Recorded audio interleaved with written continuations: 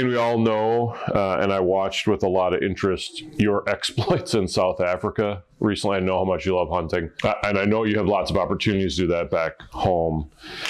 That's your first passion, right? Hunting? Sure, yeah. I mean, I love to shoot, right? And so coming out here to NAC definitely was, I mean, obviously it's a team, right? We're coming here to be here as a team, compete as a team, and win. And just being out here together as a group, the competitiveness of it, the competition is probably what drives me. Like, I mean, for hunting, it's being able to locate your target, hit it in the shots, one shot, and move on to the next one, right? And so competition's very similar to that. We come out here and whether it's bench rest, speed, PRS, any of those things, it's a competitiveness and competing against the guy next to you, like it's a driving force. Is there one of the events that really is, I don't know, your favorite? Is there, you excel in a number of different areas of shooting. I've shot with you now for a couple of years, both hunting and, at competition. Is there one at these competitions that you really are like, that's the one? If you could only do one, what would you pick? Wow. Well, that's tough. I'll say it like this. I like all of them. I mean, obviously I like bench. PRS is one of my favorites because it's the most like hunting, right? You're taking a range and you're working up a dope and you're trying to get a one-hit kill. And so I like PRS a lot. I need to practice it a lot more, obviously. And then speed is it's so intense. It's a spectative sport, right? You're up against a guy and it's very high energy. Trying to go up against the guy next to you, trying not to make a mistake and trying to finish through the course in the quickest amount of time. So, I mean, I like all of them for what they are. Big bore is much more laid back. The Squatch Bomb was also very laid back. Just, relax, take your shots, very chill. So, I mean, I like them all for their own particular reasons, but I would probably say yes. If I had to do one for the rest of my life, it would probably be that one. So to bounce off of this question, because I know you mentioned competitiveness, how would you compare the competitiveness of air gunning to like your traditional sports competitors? Because you're not really like, you're going head to head with other people, but there's not that physicality aspect to it. You see what I'm saying? Sure, yeah. So how would you compare that to that? Well, I mean, as far as a team's concerned, we have the team, the Saber Tactical team that we come together and we compete together. That's more like a sports team, right? Like we're all here for the same goal, the same purpose, working together, helping one another, but then at the same time, it's very individual, right? And I guess that in that way, sports is the same. How you do is very much based off of yourself, how much time and effort and, you put into it. So, I mean, it's very much like sports. And there's so much, watching you over especially last year and your great run last year, watching how much you're preparing before the event, it's pretty impressive to watch. And, there's not many nights where you're not up late getting ready for that next day. And that's after already spending months leading up to us showing up here in New Hampshire, getting ready for stuff. So at what point for you did you really discover the necessity to do all that prep? Well, I think when we've, especially the Karma guns, right? When we got those and we started to see how well they could do, it kind of drives a little fire underneath you that like, hey, I can be competing at the very top level. Well, what are the other things that I need to do to be at this level? Because it's not just one. There's so many different things that you have to do. And, pellet preparation is a big one. Your ammunition choice, you have to go through that religiously and make sure you don't have that one little flyer so you can, factor out all the unknowns, and control what you can control. So, your practice obviously with the gun, a really good shooting gun, really good ammunition, and learning how to read the wind, and a little bit of luck, But yeah, there's definitely a lot of preparation that comes before the event that, people don't see. So for sure. If you were going to talk to somebody, maybe like John here, who's going to be stepping from sportsman class to pro class, where would you say they should concentrate their efforts? I think because we have the opportunity to work in the industry, maybe we have opportunities to do some things that, other people who are working in other industries and then, taking time away from family and work to come to an event. Where does somebody who's kind of maybe trying to make that transition, where do you think they get the most bang for their buck from a preparation standpoint? I mean, number one, I think will always be putting in the work. So the actual practice, right? Shooting like you're going to shoot at a competition. So you're getting a bench rest card and you're shooting at that card, right? You've got to have an accurate rifle. You've got to have good ammunition. So the things that you can control is, one, your practice time, and then two, preparing the ammunition for the shoot, right? Obviously learning how to read the wind, getting wind flags. It's one thing that I didn't do in the past. I just used like everybody's wind flags that were out there.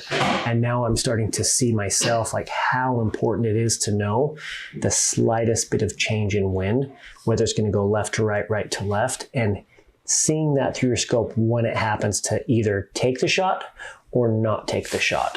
So there's a lot of things, but the biggest thing will always be practice. And I would say that I see people posting things, and the practice is not just like shooting groups, but for 100-yard bench rest where you have a target that's 3 feet by 4 feet, the practice of moving from a sighter target to a top row target and being able to do that efficiently so that you get quickly on target and are able to shoot with the same wind, because you're talking about, literally, while we perceive it maybe as instantly to go up to a target, it's not actually instant, and the wind can shift in that time. So you're trying to figure out the pattern in the wind and then shoot so you're within the same wind, so that what you believe is going to happen based on a sighter actually happens based on a target row. And so if you're only shooting 3 targets, and at that point you're essentially shooting groups, which is legit and good practice and trigger control, but you do actually need to get that movement in there. Yeah, all of it helps, but the best thing you can do is practicing just like you're going to compete. And I think it's the same thing in PRS. You need to learn how to build a position before you go into a stage, whether it's a bucket, a chair, something wobbly. Like, how are you going to secure and make yourself as fixed and non-movable as possible? And the same thing with bench rest is, if you can practice exactly how you're going to be shooting the competition, so you've done it over and over and over and over again, when you get to the competition, you're practicing. You just do everything just like you practice, and it will come natural. You'll see things that other people don't see, whether it's wind or you'll feel things, whatever it is, like you'll notice things other people don't notice, and you'll be better because of it. Yeah, no, that brings up a good point. And just for John, for someone who wants to go through Sportsman, as many events as possible, to go to pro instead of just hitting that one, like today, you got second place. You could easily go to pro now on any event, but you don't want to. You want to go through Sportsman on all the events to train yourself to get to that point of Thayne, Bill, all these other people. So then when you go in, you're not just some pro. You're the pro. Well, you're not just getting dropped off at school. You're actually taking the route to it, I guess. Because I feel like if you just come in and say, "Oh, I'm going to the pros because I've been shooting for X amount of long," or "I've been hunting my whole life," or "I've had a gun since I was like 8. Yeah, but you still haven't earned the stripes to say I could compete with them, Yeah. So I guess the best way for me is to work my way up, even though it's going to take me a little bit longer, or it might take me a year or two. But at least once I get to that point, I could tell myself that I made it. I'm here because I made it. I'm not here because I just got the opportunity to be here. Yeah. Well, and I think in the sportsman division too, like if you start to notice somebody that's continually placing themselves like top 5 or whatever in every time that they go compete, like it's showing they're ready to move on to the next level.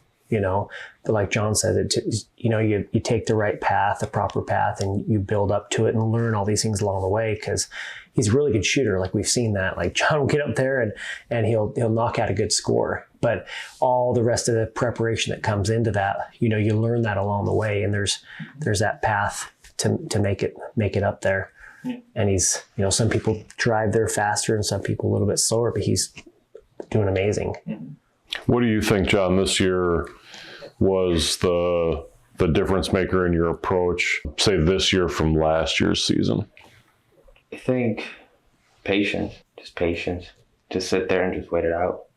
I mean, the wind might not die or the wind might die, but you have 30 minutes to wait it out. I think my first competition I finished 10 minutes. And then I noticed it should have taken a lot longer for me to. It shouldn't take you 30 minutes, but it should take at least a good 20, 25 minutes. And then go use that 5 minutes to see where I messed up and take pointers from my own self. Well, and there's other things too, like when you're at that table, at that bench, rather than just knocking the whole thing out of the park, there's other factors to play into it, like shooting groups while you're there and figuring out, okay, what is my gun doing? Should I be shooting slower? Should I be shooting faster? Does my gun like these weighted pellets? Does it like these weighted pellets? Those are all things that you can do at the bench to improve your chances of getting a higher score, rather than just showing up and just shooting, right? So there's a lot more elements, like we were talking earlier, that will make John a more proficient, skilled, better and better shooter. Absolutely. Yeah, I agree with that. And like something I noticed for it being my first Airgun competition, like noticing it from the outside, is like you mentioned, you were done in 10 minutes. Even people in the pros I noticed were getting done 10 minutes in, whereas the more seasoned veterans like Bill, Thayne, Justin, they were using a good 20 of the minutes to kind of adjust, whereas these other people who may not have placed, or if they did placed on the lower spectrum, were kind of breezing through and just kind of going with the flow. So like with that, how do you do your time management and that kind of prediction? Because obviously you don't know when the wind's going to stop, but you can have an idea and like, okay, if I have 10 minutes left, how am I going to approach this if the wind doesn't do that versus does, etc.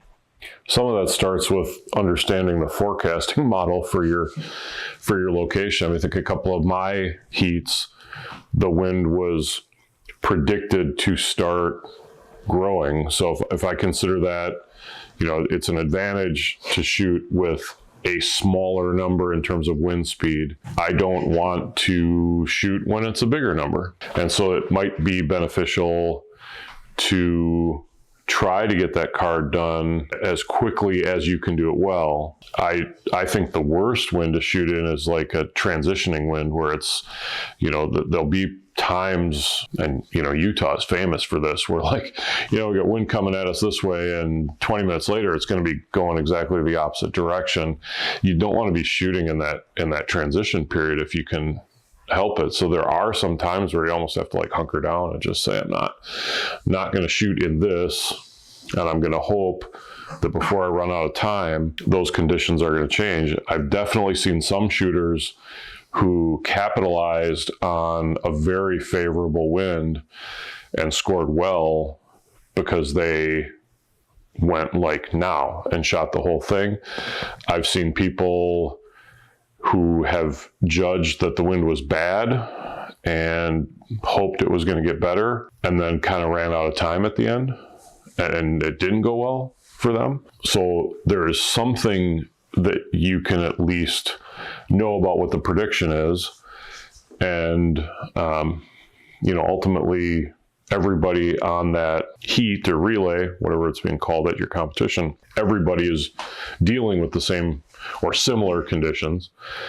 And, you just kind of have to make the best of what there is. I think there's sometimes where people rush for rush sake. If I look at my performance in this competition, the biggest thing I did, or rather didn't do, that led to me doing better in this competition than I've ever done before, and I know this about myself, I have a tendency to get a little bit, I guess, maybe frustrated by some wind conditions. And like somehow in my head, I get this idea that I can just push through that somehow, which of course you can't, and so I found myself able to very consciously, go up to a target that I wanted to shoot, feel that change, realize it was wrong, and instead of just saying, well, but somehow if I can get through this top one, I can get back to a bottom one, and I like those better, actually go back down. If on my second card, one of my oldest son was looking at a picture of the card, and he's like, geez, Dad, what happened on that fourth one?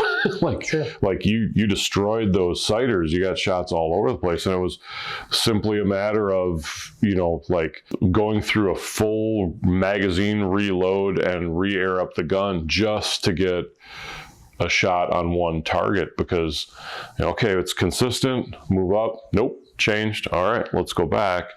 And if that would have happened to me last year, I would have just taken a shot, and I probably would have been rewarded by a 6.